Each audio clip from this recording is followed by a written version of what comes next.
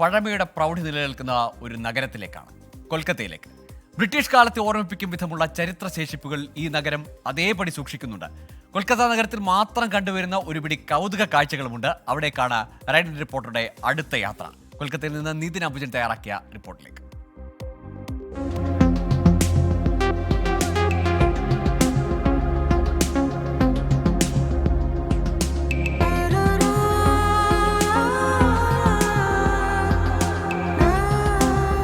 കൊൽക്കത്ത നഗരത്തിന് മാത്രം അവകാശപ്പെട്ടതാണ് ഹാൻഡ് റിക്ഷകൾ, മഞ്ഞ അംബാസിഡറുകൾ, ട്രാം എന്നിവയൊക്കെ. ഇതിലൊക്കെയാണ് നമ്മുടെ ഇന്നത്തെ യാത്ര.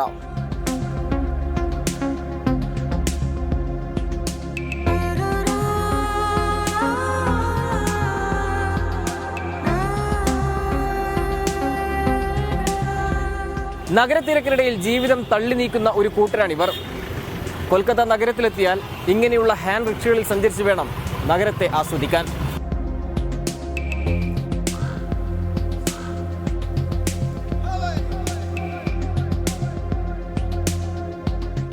പണ്ടുകാലത്തെ ആളുകളുടെ ഒരു പ്രധാനപ്പെട്ട യാത്രാ മാർഗമായിരുന്നു ഇത്തരം ഹാൻഡ് റിക്ഷകൾ. പിന്നീട് അവ സൈക്കിൾ റിക്ഷയായും ഓട്ടോറിക്ഷയുമൊക്കെ മാറി. പക്ഷേ ഇപ്പോഴും ഹാൻഡ് റിക്ഷകൾ ഉള്ള ഏക നഗരം അത് കൊൽക്കത്തയാണ്.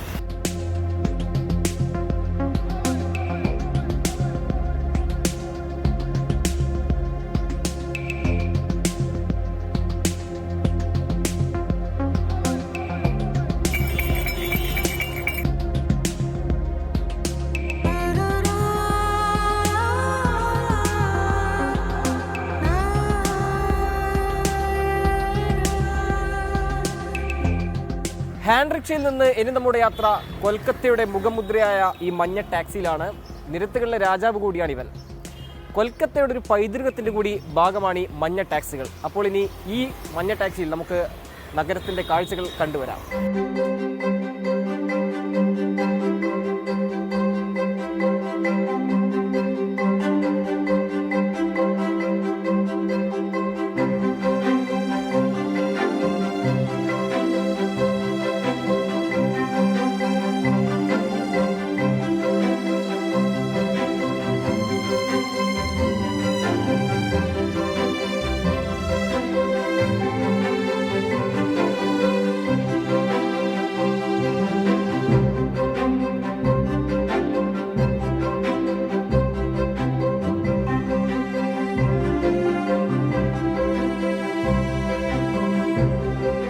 हाँ, यही टैक्सी हम चलाया शुरू से, इसको भी आज तक हम 37 आवर्स से चला रहे हैं और नया गाड़ी नहीं आ रही है, इसलिए ये नहीं रहेगा. कंपनी 15 साल होते जा रहा है, गाड़ी कटते चली जा रही है, इसलिए गाड़ी ख़त्म हो जाएगी.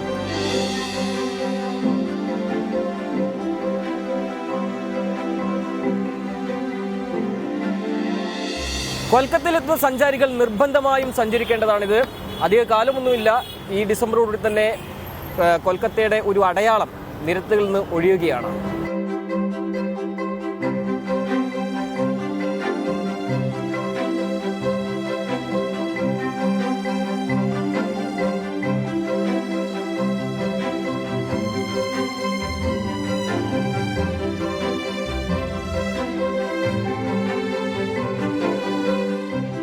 ഇതാണ് നഗരത്തിന്റെ അടയാളമായ ട്രാം.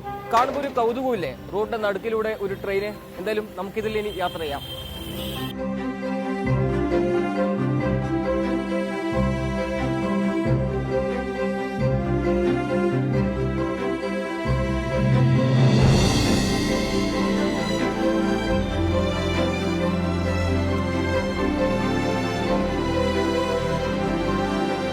കൊൽക്കത്തയിലെത്തുന്നവർ ഒരിക്കലും മിസ് ചെയ്യാൻ പാടില്ലാത്തതാണ് ഇതിലെ യാത്രകൾ.